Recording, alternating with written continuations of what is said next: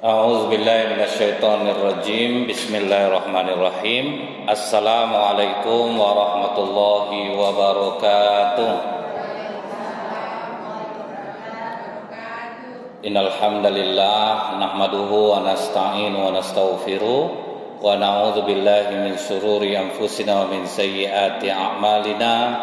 May yahdihillahu fala mudhillalah wa may yudlil fala hadiyalah.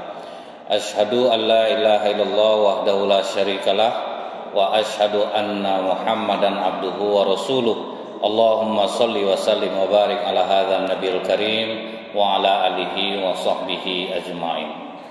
Ibu-ibu majelis taklim yang saya muliakan, bersyukur kita kepada Allah dengan mengucapkan alhamdulillahirabbil alamin, di mana ibu menggunakan waktu ibu untuk hadir di majelis ilmu ini. Ini sebagai tanda rasa syukur ibu. Mudah-mudahan apa-apa yang ibu lakukan ini dibalas Allah dengan pahala yang berlipat ganda. Amin ya rabbal alamin. Bersolawat kita kepada Rasulullah sallallahu alaihi wasallam dengan ucapan Allahumma shalli ala Muhammad wa ala alihi washabihi wasallim. Semoga dengan banyak kita bersolawat kita mendapatkan syafaat di yaumil akhir kelak. Ibu-ibu yang saya hormati, banyak mungkin tanpa kita sadari Bu, apa yang menyebabkan ibadah kita terasa hambar. Kita rajin sholat, tetapi kenapa sepertinya sholat itu tidak mendatangkan ketenangan jiwa bagi kita. Bisa jadi ada dosa-dosa yang kita sengaja atau tidak, dan dosa itulah yang membuat terhijabnya hati kita untuk bisa menjadikan amal kita ini penenang di dalam hidup kita. Makanya yang akan kita bahas sore hari ini Bu, dosa-dosa yang dilakukan wanita yang dibenci oleh Allah. Saya berharap ibu-ibu tidak ada melakukan ini, tapi kalaupun tidak ada, ibu bisa juga menyampaikannya kepada anak-anak perempuan agar mereka terjaga dari dosa dan kemaksiatan. Yang pertama itu Bu, dosa yang dilakukan wanita diletakkan oleh para ulama adalah merubah fisik. Nah, kalau ibu-ibu saya yakin nih tidak ada yang merubah fisik. Merubah fisik ini seperti apa Bu? Hidung pesek jadikan mancung. Nah, itu Bu ya. Kemudian badan pendek dibuat tinggi. Kemudian melakukan operasi plastik tanpa ada kebutuhan. Seperti di Korea Selatan ya Bu ya, itu sampai menabung maknya dari anaknya usia SMP. Jadi nanti tinggal dioperasi. Makanya kita lihat orang-orang Korea itu hampir sama-sama bentuknya Bu, karena mukanya sudah dioperasi. Sebetulnya Bu ya, apa yang dikasih Allah itu sudah pas untuk kita. Ibu hidung pesek, pesek itulah yang manis untuk ibu. Kadang dirubah itu justru jadi lucu jadinya Bu. Kan ada kita nengok orang operasi hidung Bu ya, tidak imbang jadinya sama mukanya, justru menakutkan bentuk dia jadinya. Dagu ditambah gitu Bu ya pakai silikon. Kemudian tarik benang, pipi udah turun ditarik ke atas ya Bu ya. Jadi tegang dia bentuknya. Jadi hal seperti ini ternyata banyak dilakukan wanita pada masa sekarang. Nah, ini dosanya sangat besar karena Allah sudah menciptakan itu bagus, diubah-ubah sama manusia itu. Ada yang implan payudara ya Bu ya, diimplannya payudaranya, pakai silikon juga. Nah, kalau sudah merubah bentuk, sudah merubah fisik kita, berarti kita tidak terima dengan apa yang sudah diberikan oleh Allah. Itu yang membuat Allah marah sama kita. Tapi Bu ya, misalnya ibu perawatan untuk menghilangkan penuaan, kemudian ibu perawatan di facial kah di apa, itu tidak ada masalah Bu. Itu tidak ada masalah. Ibu cari tempat dokter kecantikan yang bagus, kemudian nanti disetrika-setrikanya muka ibu, dibuang kulit-kulit yang mati, kemudian kencang dia balik, itu tidak ada masalah. Yang masalah itu mengubah Bu, mengubah dia jadi. Apa yang sudah diberikan Allah itu tidak puas dia, akhirnya terpaksa dirubahnya. Macam tarik benang itu kan menyakitkan tuh Bu ya, masukkan ditarik ke atas.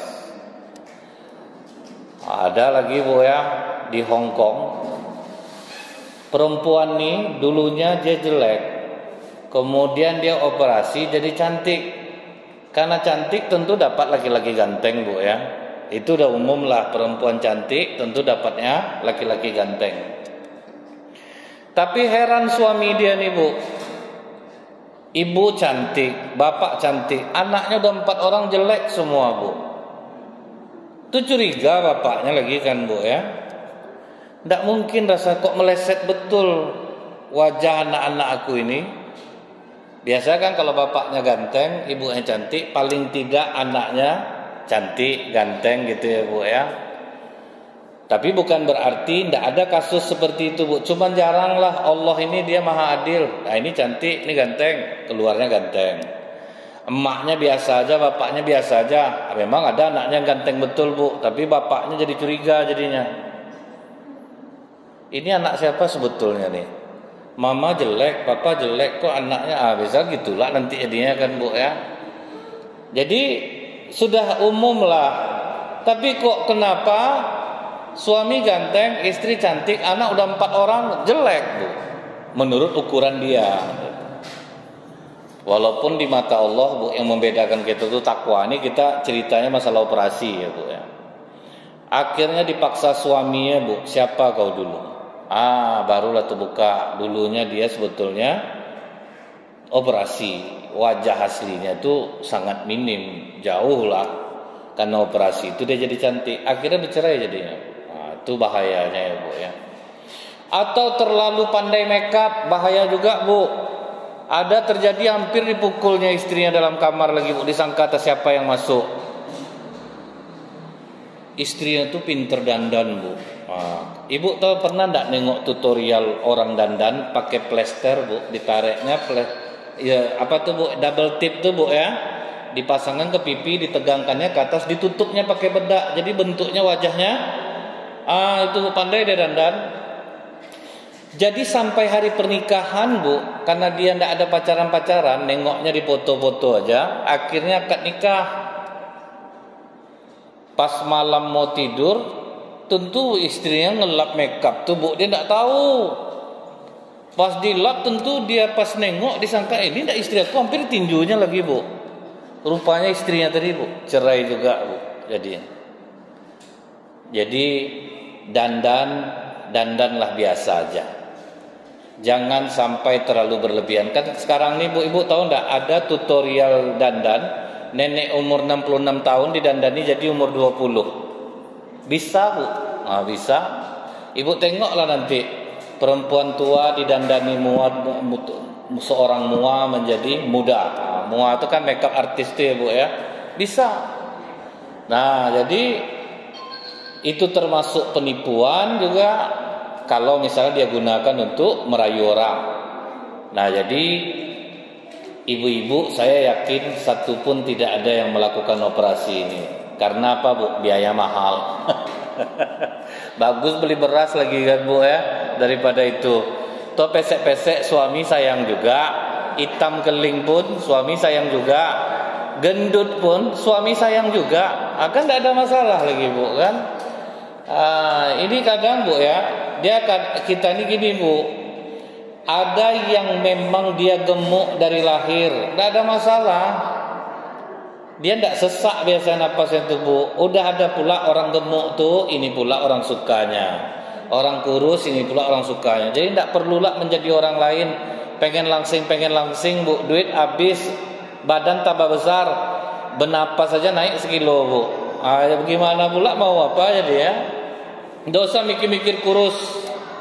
Kalau memang dasar ibu gemuk dan ibu tidak terganggu, suami ibu sayang, udah cukup.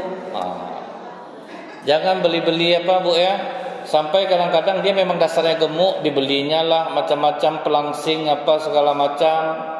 Akhirnya justru sakit lain yang kena, badan kurus, penyakit lain datang jadinya. Nah, beda misalnya gini Bu, ibu aslinya kurus, karena banyak-banyak makan akhirnya gemuk. Nah itu tuh yang harus dirubah.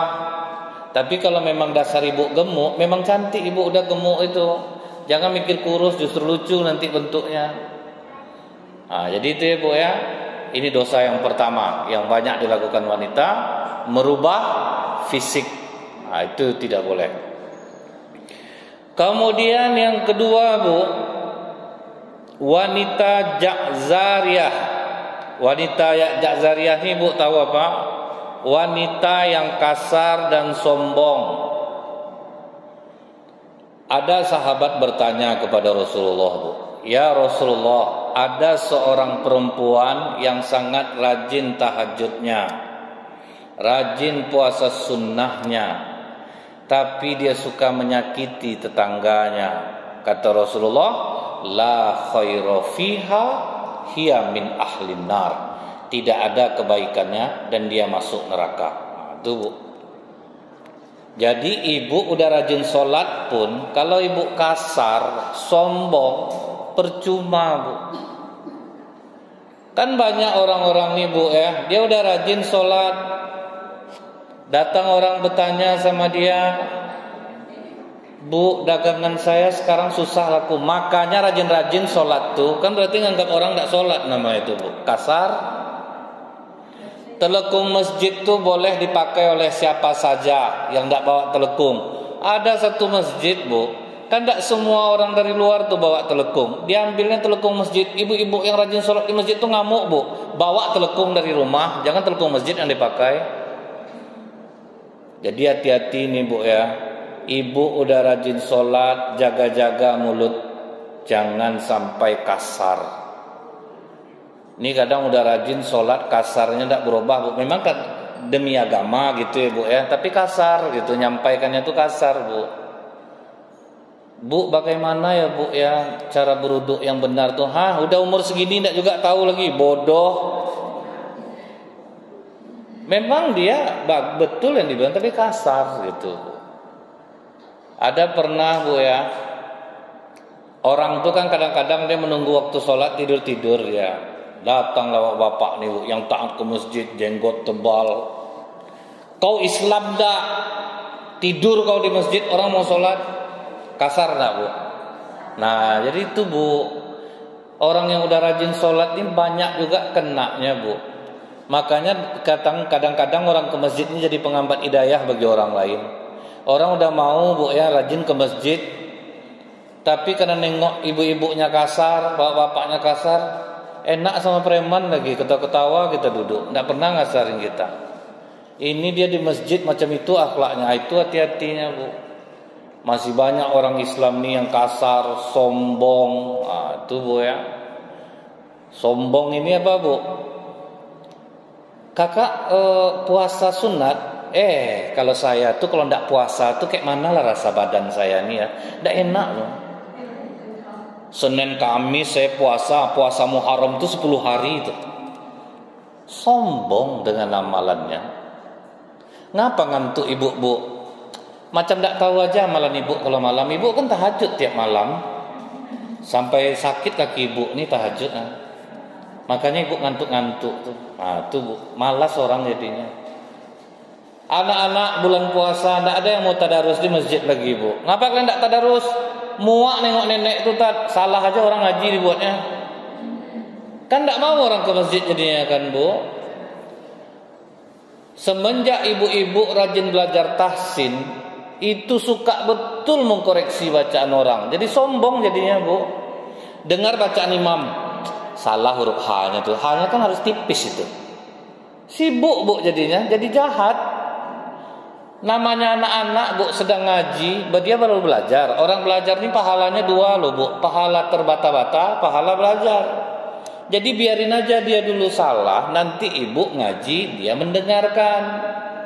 Ini baru tertarik baru Bu.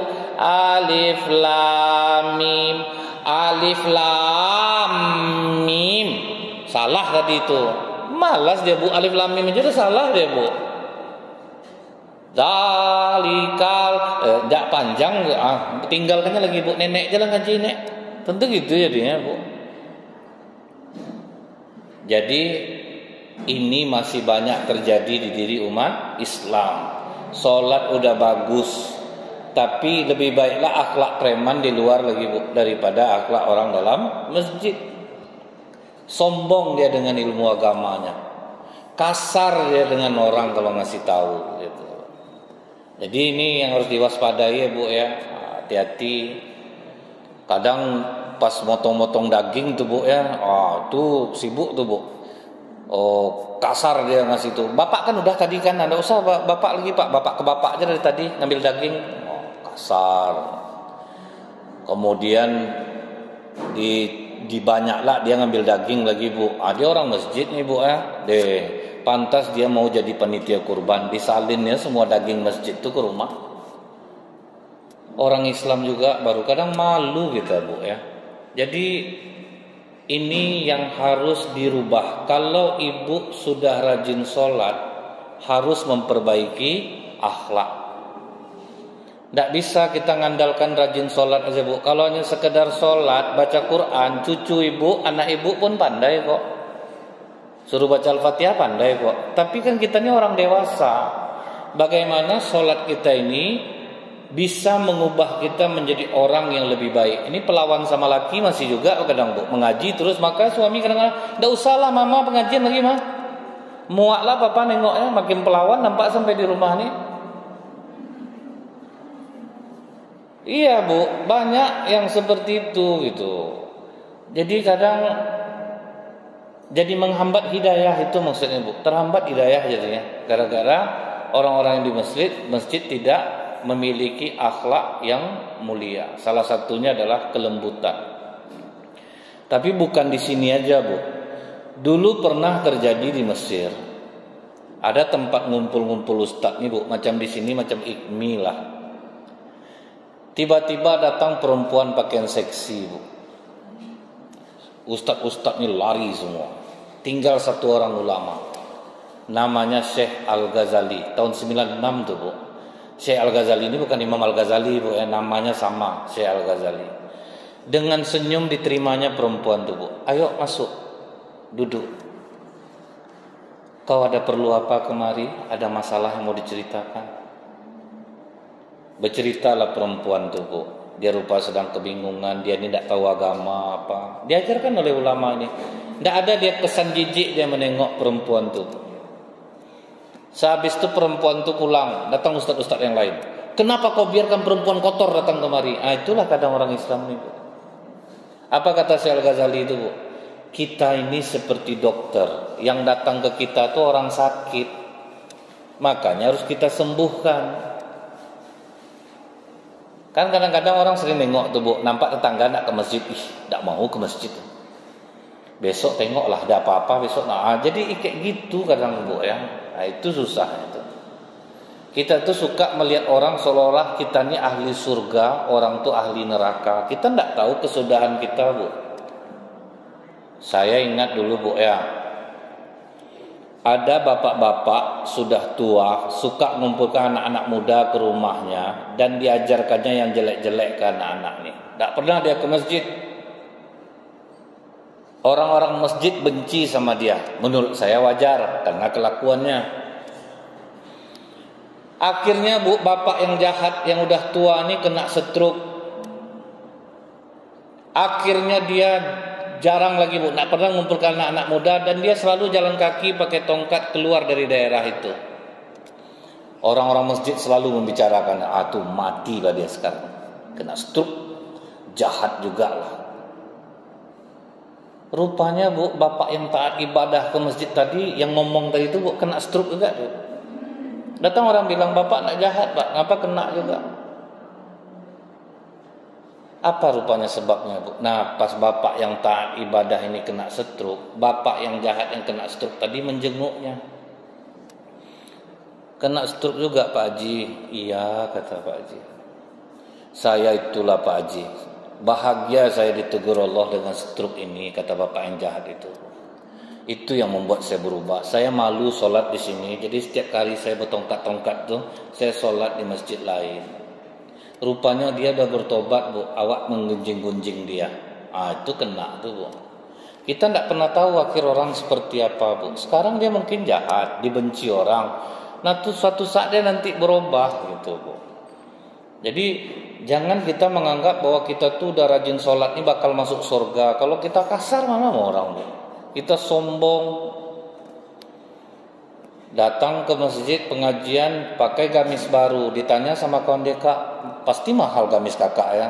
Kakak kalau ndak mahal tuh gatal-gatal badan makanya. Sombong ya dia itu, Bu ya.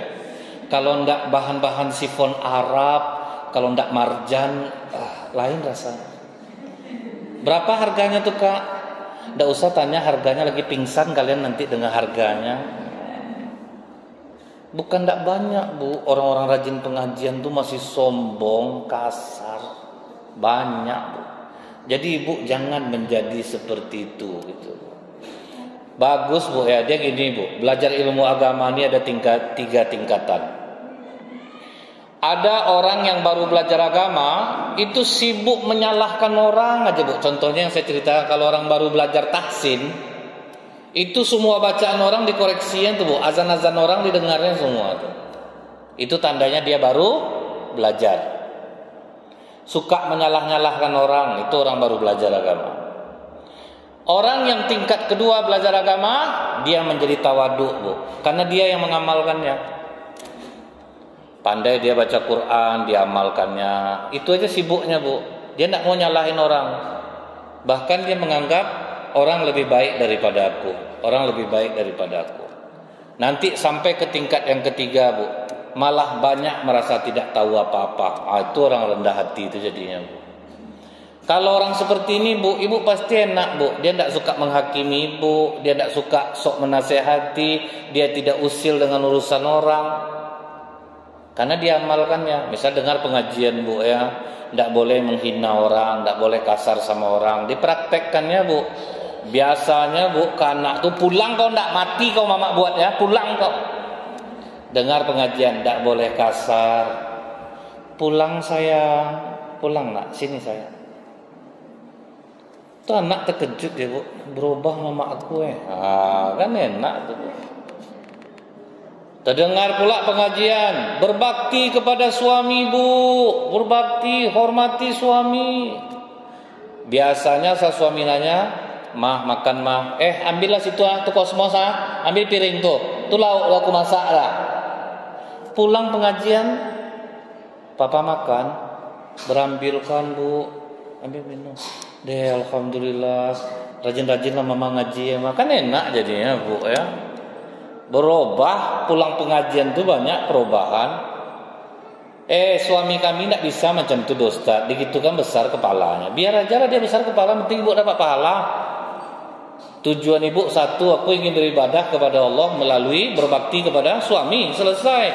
Mau suami Ibu bangsat, penjahat, tukang selingkuh, tidak usah itu Ibu pikirkan. Penting aku ingin menjadi istri solehah.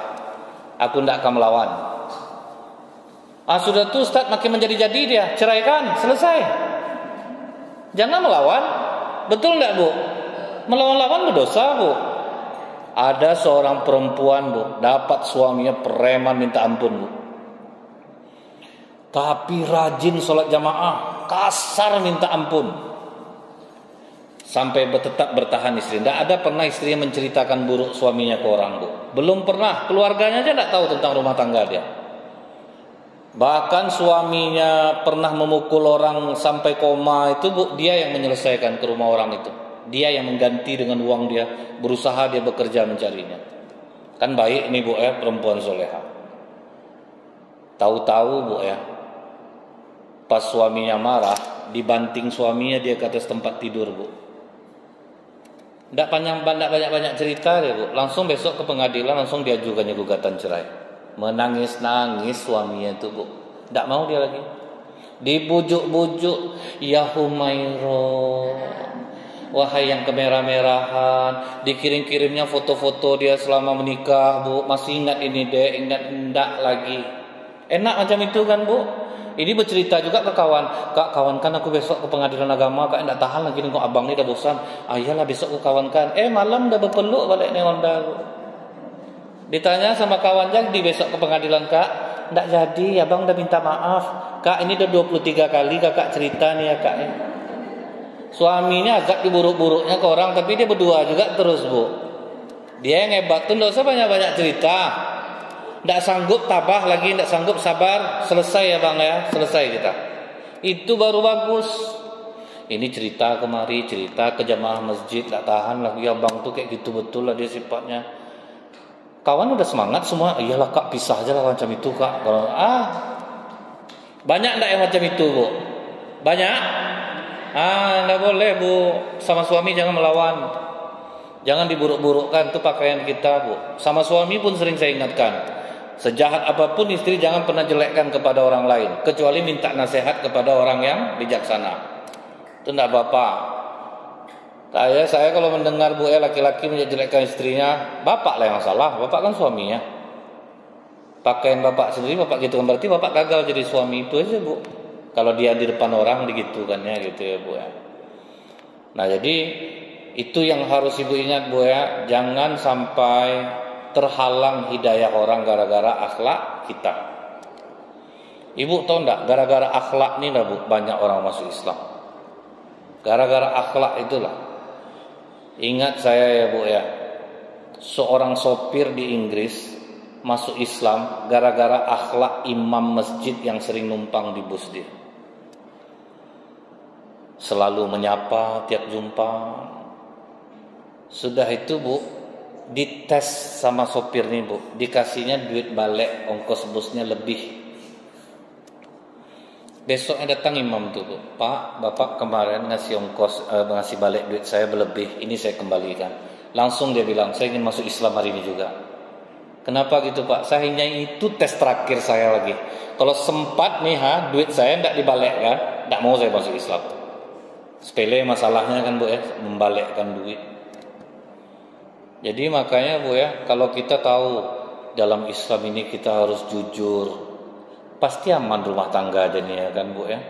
Istri mau berbohong, bohong tidak boleh dalam Islam. Aman jadinya bu. Suami mau selingkuh, handphone tidak boleh aku kunci-kunci. Aku harus bisa melapangkan jiwa istri aku. Kan enak jadinya bu ya. Coba lah ibu dapat suami tidak jujur bu, handphone dikunci-kuncinya, tiap ibu dekat diginikan nyape itu bu kan. Begini tidak jantung ibu dibuatnya. Jadi bu, kalau kita belajar Islam ini damai kita jadinya bu, aman kita. Misalnya nih bu, handphone saya ini kan tidak pernah terkunci 24 jam. Masuk WA, coba buka mah, enak enggak jadinya macam itu bu. HP istri terbuka, HP kita terbuka, enggak ada yang kita sembunyikan. Nyaman enggak jadinya bu. Jadi itu gunanya kita belajar agama tuh bu. Tapi ibu janganlah kunci-kunci HP bu, biar tapi dia dikunci-kuncinya, biar aja dia itu dosa-dosa dia. Yang jelas ibu janganlah jadi seperti dia. Ngapain pula jadi jahat lah ibu bu. Ini kadang-kadang ada perempuan suami selingkuh, tengok kau ya, kau bilang kau aja yang bisa macam itu. Aku pandai juga aku. Malah berbalas macam itu. Siapa yang rugi? Ibu yang rugi kan? Biarin aja dia buat kelakuan. Itu maksudnya bu. Yang penting kita ini jangan menjadi orang kasar, jangan menjadi orang sombong. Kadang bu ya kita tuh suka meninggi-ninggi bu. Heran saya sama suami saya nih. Tadi pagi ya uang yang 10 juta semalam padahal belum habis lagi. Dikirimnya 5 juta balik. Katanya habisin uangnya ya, nanti uang papa nih buat apa lagi. Kawan sedang susah bu, terpaksa melongo aja dengarnya bu. Kecuali habis ngomong itu bu ya, suami saya ini aneh bu, kemarin udah ngirim 10 juta belum habis, hari ini 5 juta, ibu mau nggak 7 juta? Nah itu baru gini bu, ini bercerita jadi tinggi bu kan. Dia bu ya, kita punya nikmat, boleh kita ceritakan ke orang, asal bisa kita berbagi nikmat itu. Kak, alhamdulillah lah kak, terjual tanah orang tua saya dapat bagiannya kemarin. Ada yang bisa saya bantu kak. Kakak ada butuh modal, itu baru mantap bu. Ini sudah ninggi-ninggi bu, kawan mendengar aja melongo bu. Dalam hati dia dapat agak 50 ribu, nih 50 ribu. Rupa ndak dapat bu, cerita aja yang dapat bu. Orang bu ya, kita berzeki bawa aja kawan makan, aku ada rezeki hari ini makan, itu aja udah senang hati orang bu. Jangan kan dikasih uang lagi. Ini sibuk meninggi-ninggi aja duduk bu. Yang anak saya beginilah, menantu saya begini. Sedih hati orang bu. Orang kadang tidak seberhasil ibu anaknya. Jadi jangan pernah kita meninggi-ninggi. menceritakan, menyombong-nyombongkan anak, menantu. Kasiannya apa, Bu? Sempat anak yang tempat ibu ceritanya anaknya nakal, jahat. Sedih enggak hatinya jadinya, Bu?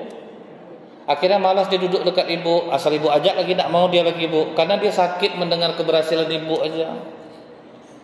Itu ya, Bu, jangan sombong, jangan kasar.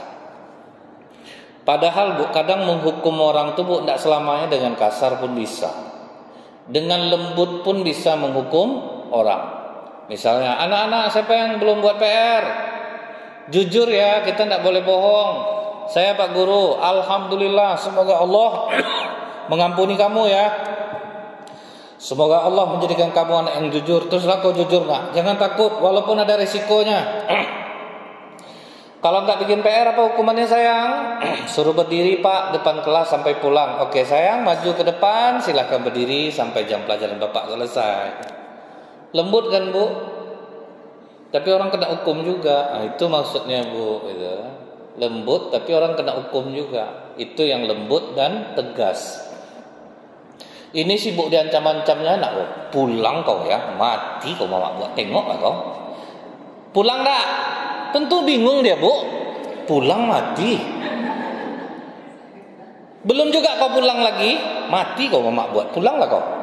Kemana nak ni mau pergi lagi, Bu? Pulang mati. Ndak pulang mati juga. Bingung anak ni jadinya mau kemana dia jadinya, Bu. Jadi kadang sering sekali orang tua memberikan ancaman gitu, Bu ya. Jadi kadang anak-anak tuh bingung, Bu. Mama aku ni sholat rajin ya, tapi enak mama kau ya. Mama kau padahal tidak sembahyang loh kan, tapi baik sama kalian ya. Jadi gitu tidak jadinya, Bu. Itu bahayanya tuh, Bu. Tapi anak deh, mama aku ni ya semenjak pengajian, banyak perubahannya. Tidak mau marah-marah kayak dulu lagi, kan berhasil berarti kan, Bu. Ini sedang pengajian tuh, Bu ya. Datang anaknya minta duit. Azab kena ancam, Bu. Kadang itu anak-anak tuh, Bu, sengaja dia minta duit depan orang ramai, Bu, supaya dikasih, Bu, karena dia tahu kalau di rumah tidak akan dapat. Sengaja dia cari gara-gara tuh, Bu. Pas depan orang ramai nanti dia tahu ibu malu nak ngasih dia. Datanglah ibu-ibu nih kadang, Bu, belanja juga lagi, dia sambil ngeluarin dompet, Bu. Tadi pagi aja dia 20.000 mama kasih. Nggak ada mama kasih dong, jangan kau bohong. Dia malu lah, Bu, padahal memang nggak ada ngasih anaknya. Jadi ini, Bu ya, mudah-mudahan ibu-ibu ini selama mengaji ini, Bu, banyak yang ibu amalkan, Bu. Walaupun kadang bertentangan dengan jiwa ibu. Maksudnya itu apa, Bu? Kan ada di antara ibu ini aslinya memang keras gitu ya, Bu ya. Aslinya memang keras, aslinya memang pemarah, memang berjihad ibu jadinya, Bu, menghilangkan itu tuh. Nampak-nampak yang ndak-ndak nih kadang langsung mau ngomong gitu, Bu. Sekarang direm-rem kan sakit tuh ya, Bu ya. Sakit lah tuh, Bu. Harus ngomong lembut gitu ya, Bu ya. Kadang suami pun heran, ninggalkan perang istri aku nih mungkin ndak. Makin lama makin lembut. Dulu azab aku di hari-harinya aja tiap hari gitu ya, Bu ya. Sekarang ndak lagi. Itulah. Jadi jangan jadi wanita jakzariah. Apa kata Rasulullah, Bu? Tiadakah kamu aku beritahu tentang sifat penghuni neraka? Kata Abu Hurairah, tentu wahai Rasulullah. Maka kata Rasulullah, yaitu setiap jakzari, orang yang sombong lagi keras, kemudian banyak makan, pelit dan sombong. Itu ya, suka meninggi-ninggi. Jadi ibu-ibu kalau duduk tahan-tahan, memang kita ini ada di antara kita ini sifatnya itu memang suka meninggi-tinggi itu, Bu. Memang payah hilangnya. Itu berjihad betul ninggalkannya itu, Bu. Kadang kalau udah beli tas baru tuh, Bu ya, tiap sebentar aja ngeluarkan dompet, Bu, supaya ditanya orang tas itu apa gitu. Enggak juga ditanya-tanya orang nih, kalian enggak nampak aku tas aku baru lah. Ingin betul dia menunjukkan tuh. Padahal ingat saya, Bu, di bawah tahun 90 dulu, merek dompet ibu tuh tahu ibu? Selecta, Haji Abu Bakar. Ingat ibu tuh, Bu ya? Dompet emas tuh cuman, Bu, aman orang keluar waktu itu, Bu. Tak nampak di ketiak ibu bawa dompet. Sekarang apa tak banyak perampokan, Bu. Padahal kadang isinya sisir, Bu kan. Awak kena tendang sama begal. Dulu ingat saya Bu, aman-aman aja kan Bu. Dompet toko emas semua mereknya Bu, bergenggam-genggam tuh. Nah, semenjak ada tas nih Bu, akhirnya ada ajang pamer, ada apa. Sebetulnya bagus. Ibu bertas tuh kan fashion tuh Bu ya, tidak ada masalah. Ibu beli mahal-mahal, yang tidak boleh itu dijadikan ajang untuk kesombongan. Itu yang tidak boleh ya Bu ya. Kemudian Bu, Rasulullah mengatakan sesungguhnya Allah membenci orang ja'zari yang sifat sombong dan kasar, kemudian jawas yang banyak makan dan pelit, kemudian sakap yang suka teriak-teriak di pasar. Jadi orang-orang di pasar tuh, baju merah rambut keriting harga murah barang dibanting, murah, belilah kakak apa jadi kakak, kemarilah kak. Benci Allah tuh Bu. Tidak usah Allah lagi, orang yang dengarnya benci orang Bu kan. Kadang di telinga kita dia bersorak Bu, gitu kan. Terkejut orang dibuatnya. Kita itu Bu ya, mungkin lebih senang orang belanja. Contohnya gini Bu, di pasar buah, padahal harganya mahal. Tidak ada orang berteriak-teriak memanggil ibu kan Bu, belilah buah ini Bu. Ibu beli juga enggak? Kan beli juga kan Bu. Ibu jalan misalnya ke Giant dulu Bu ya, atau ke Hypermart beli sayur. Yang mau ibu kan ibu ambil aja kan Bu. Jadi jangan dipanggil-panggil orang. Rezeki itu sudah diatur oleh Allah Bu. Saya ingat Bu, sampai ada marah ibu-ibu Bu di bandara. Ada orang jual lempuk durian nih. 7 orang karyawannya Bu bermekik-mekik semuanya Bu. Belilah lempuk duriannya Pak, beli oleh-olehnya, belilah 7 orang Bu banyaknya Bu. Ngamuk ibu nih Bu. Kalian kalau tidak teriak-teriak ini tidak laku barang kalian. Pekak telinga orang. Kan betul tuh Bu ya. Padahal dibeli orang juga. Contohnya udah ada oleh-oleh Pekanbaru, kan tidak mekik-mekik dia tuh Bu ya, toko tuh. Ibu datang, ibu milih sendiri. Nah, jadi Allah tidak suka dengan orang yang suka berteriak-teriak. Nah, di pasar itu berteriak-teriak dia, berjualan tuh mekik-mekik dia. Macam di Ramayana kadang pekak juga telinga kita tuh Bu ya, pakai mic kadang-kadang tuh Bu ya. Ayo siapa lagi? Ya, 10%. Bagaimana Bang? Pekak telinga orang dibuatnya. Itu seringnya jadi mall-mall ya Bu ya, pakai macam itu, pakai mic pula lagi Bu kan. Tapi macam mana sebetulnya karyawannya itu malu Bu, cuman dia tugasnya macam itu, mau diapakan lagi ya Bu ya. Nah itu Bu. Kemudian mengabaikan suami sebagai kepala rumah tangga. Sudah rajin pengajian tapi sama suami acuh Bu. Apalagi kalau udah datang ibu-ibu pejabat ke rumah itu, nak masak hari itu tuh Bu. Mau mengawankan ibu ini terus. Datang suaminya, "Mah, udah masak, Mah?"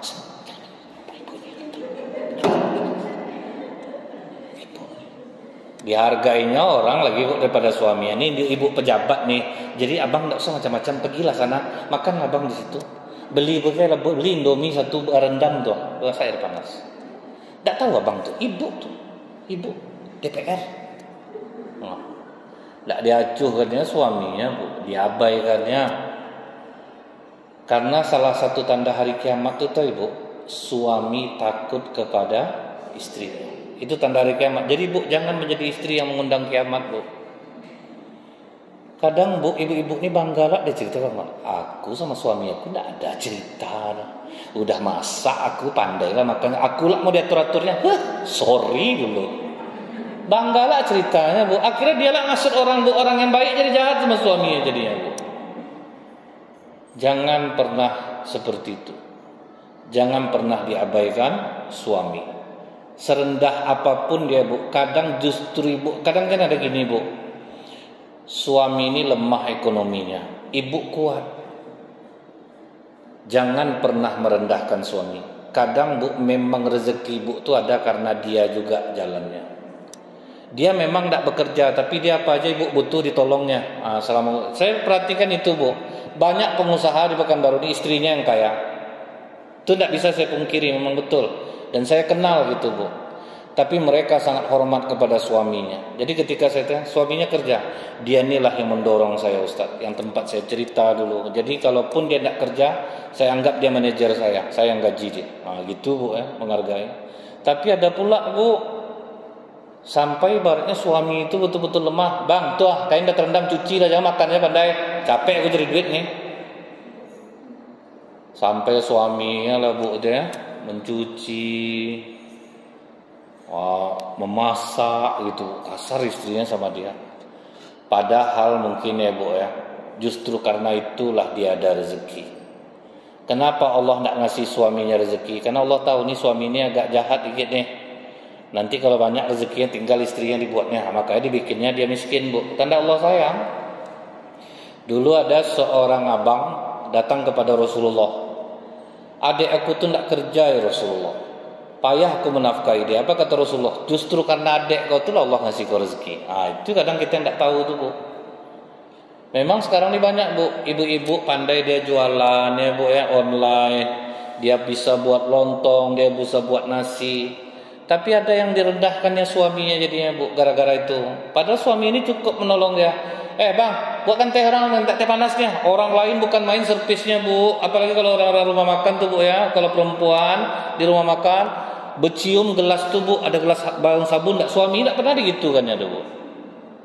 Ini kalau untuk orang lain, bang cepat orang apa tuh, cepat hidangkan tuh.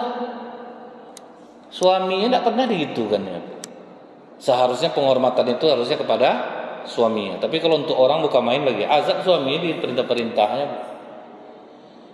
Jadi ibu sebagai seorang muslimah, siapapun suami aku akan menghormati. Tuh bu. Jadi memang berat kadang ibu ya. Awak itu biasa kasar, suruh lembut-lembut pula. Tidak bisa nampaknya gitu. Simpan aja jadi ilmu dulu bu. Tapi kalau sempat dipraktekkan tuh bu, mungkin luar biasa dampaknya ke kita gitu bu. Luar biasa dampaknya gitu. Di dalam Islam ini bu, suami itu pemimpin sebuah rumah tangga. Jadi dia anggaplah sebagai pemimpin bagi ibu, tapi dia tidak menjalankan kepemimpinannya Ustaz. Cari sebabnya apa? Kalau memang sebabnya itu karena kejahatan dia dan dia sadari, ibu dampingi dia. Tapi udahlah macam tu, kadang adalah yang sok bu. Kalau yang sok tu tinggalkan aja lah ibu. Ada saya ketemu yang sok satu tu bu. Istrinya yang bertumpus rumus cari duit, dia duduk-duduk merokok kerja. Tak ditolongnya istrinya. Kalau macam itu tak usah pakai lagi. Tapi ibu, misalnya nih suami ibu tak kerja, tapi apapun kerjaan ibu dibantunya. Dibantunya, dijaganya ibu, kemana ibu pergi dikawankannya, urusan ibu diselesaikannya. Pakailah dia tuh. Anggap aja dia kerja sama ibu, gaji dia. Selesai. Sedekah yang terbaik bagi perempuan adalah kepada suaminya. Tuh bu. Dikasihlah uang sakunya. Mempekerjakan orang kan digaji juga kan bu. Kebetulan ibu kaya nih, ibu gaji suami ibu, apalah salahnya? Daripada gaji orang, ini ke suami kita kemana pergi kita aman, halal. Nah jadi itu ya bu ya. Kemudian bu, yang keempat dosa perempuan itu dia berpakaian tapi telanjang. Ibu-ibu tidak ada seperti ini. Cuman kan ada nih bu, di luaran dia berpakaian gamis tapi bahannya jersey bu. Sudah itu dikepitkan bagian pinggangnya nih. Kan nampak juga pinggul jadinya bu. Depannya ketat juga. Jersey kan macam kaos itu kan bu ya.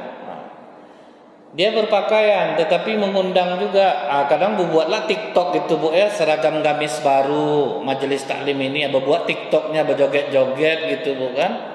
Dan bahaya juga jadinya itu. Dia berpakaian tetapi telanjang, hilang harga diri jadinya. Di Manhattan bu, Amerika pernah diadakan sosial eksperimen. Perempuan memakai hijab syar'i jalan di Manhattan, itu kan kawasannya paling rawan tuh bu. Pakai syar'i, jilbab, di dalam pakai celana panjang, tutup kepala, ya macam ibu lah. Jalan bu, 2 jam tidak ada yang mengganggunya.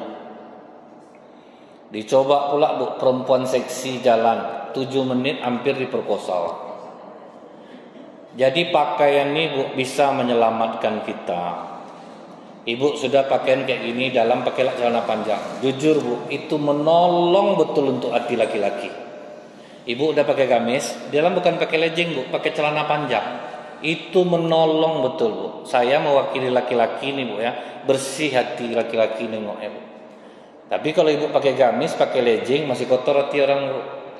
Tapi kalau pakai celana panjang di dalam, insya Allah aman. Ini laki-laki kebanyakan nih, Bu ya. Datang orang bilang itu guru pesantren 12 orang santrinya diperkosa, Ustaz. Itu memang dia yang jahat tuh, Bu. Memang modus dia.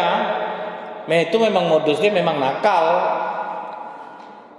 Itu oknum, ya Bu ya. Dalam agama kan memang tidak boleh seperti itu. Ngapain dia kurung-kurung anak orang gitu ya Bu ya? Alasan ngajar agama, nah, itu bohong namanya itu. Nah itu ya Bu ya, jaga-jaga pakaian. Memang kadang Bu, ada ibu-ibu kita ini ke masjid pakai jilbab, pakai syar'i, di luar enggak, karena dia udah merasa biasa aja kok. Oke lah Bu. Tetapi Bu, kalau ibu di luar masjid tetap memakai hijab, bangga Allah sama ibu, karena dianggap taat hambaku nih sama aku. Walaupun aman-aman aja sebetulnya Bu, tidak ada masalah, karena ibu orang sini udah lama tidak pun berjilbab, tidak ada masalah. Cuman ibu taat itu yang membuat Allah senang gitu. Taat hambaku nih, padahal di rumah biasa aja dia sebetulnya. Ini pakai jilbab tetap ditutupnya auratnya. Hebat hambaku ini. Tentu berbeda di pandangan Allah jadinya kan Bu ya. Itu maksudnya Bu. Walaupun aman-aman aja ibu. Nah itu. Kemudian yang terakhir untuk sore ini Bu, syirik. Nah syirik ini apa Bu? Dosa yang identik dengan perempuan dan dibenci oleh Allah adalah syirik. Maksudnya itu apa Bu? Dia tidak yakin bahwa rezeki itu sudah diatur oleh Allah. Kadang akhirnya dia bosan dengan hidup susah. Nah, kayak gitu ya Bu ya. Percuma aja sholat kita, hidup kita susah juga. Itu namanya sudah termasuk menyekutukan Allah. Tidak percaya dengan takdir Allah. Doa kita ini Bu, tidak ada yang tidak dikabulkan oleh Allah. Semuanya dikabulkan oleh Allah, tapi menunggu saat dan waktu yang tepat. Ibu rajin sholat, sering minta kaya. Allah belum mau kasih sama ibu, tapi Allah siapkan kadang untuk anak ibu. Anak ibu cocok kaya, jadi pas dia kaya ibu senang-senang, pergi kemana-mana dia yang biayai. Waktu ibu miskin. Jadi kalau kita memang sudah pantas kaya itu Bu ya, apa kata Allah? Senantiasa hambaku mendekatiku dengan amalan fardunya sehingga aku mencintainya. Kalau aku sudah mencintai hambaku, belum dia meminta akan kuberi. Kadang Allah menahan itu kan Allah sayang Bu. Contohnya gini Bu, anak ibu kelas 5 SD, ibu bisa aja belikan sepeda motor. Dia minta sepeda motor, ibu kasih enggak? Enggak kan Bu? Bukan ibu, karena ibu sayang kan? Gitu juga Allah Bu. Allah tuh enggak mau dia dikasih, nanti ibu nanti celaka. Makanya Allah enggak mau ngasih dulu. Nanti setelah pantas, penderitaan ibu ini akan diganti oleh Allah. Menyekolahkan anak, susah ngantar anak, akan dibalas oleh Allah Bu. Saya nengok ada di akun Instagram Bu, bapak ini miskin Bu, mungkin dia sering doa minta kaya, tapi dia tidak pernah buruk sangka sama Allah. Akhirnya apa Bu? Dikasih Allah menantu kaya dan baik hati Bu. Ditengokkan sama menantunya ini apa Bu? Dibelikannya rumah mewah untuk mertuanya, dibelikannya mobil Mercy baru untuk mertuanya, ditutupnya mata mertuanya itu dibawa ke rumah tuh. Nah ini semua untuk papa sama mama. Bayangkan di menantunya baru dia kaya. Jadi tidak ada kita, asal jangan menyekutukan Allah ya Bu. Percuma sembahyang orang tidak sembahyang bagus-bagus rezekinya tuh. Awak ada rajin sembahyang tunggak-tunggik siang malam, apa yang dapat? Akan sering gitu ya Bu ya. Sabar Bu. Kesabaran ibu itu pasti akan dibalas oleh Allah. Suatu saat baru kita akan tahu, iya ya, untung tidak dikasih Allah waktu itu. Rupanya ini. Nah, kan nampak kita nanti pelajarannya tuh Bu. Kenapa dulu aku bertahun-tahun disusahkan oleh Allah? Oh rupanya ini, yang mau dikasih Allah itu ini. Disiapkan Allah mental kita dulu Bu. Udah siap mental kita, baru dibukakan Allah rezeki. Udah aman rasanya, ini udah ndak sok, udah ndak sombong, udah ndak tinggi-tinggi, udah membeli barang-barang yang dibutuhkan, udah rajin dia sedekah, udah kasih lah lagi. Nah, baru dikasih nanti Bu. Nah, jadi mudah-mudahan dosa-dosa ini tidak ada kita lakukan, dan saya yakin ibu-ibu tidak melakukannya insyaallah. Subhanakallahumma bihamdika asyhadu an la ilaha illa anta astaghfiruka wa atubu ilaik. Kita tutup dengan doa. Na'udzu billahi samil 'alim minasyaitonir rajim. Bismillahirrahmanirrahim. Alhamdulillahi hamdan yuwaffi ni'amahu wa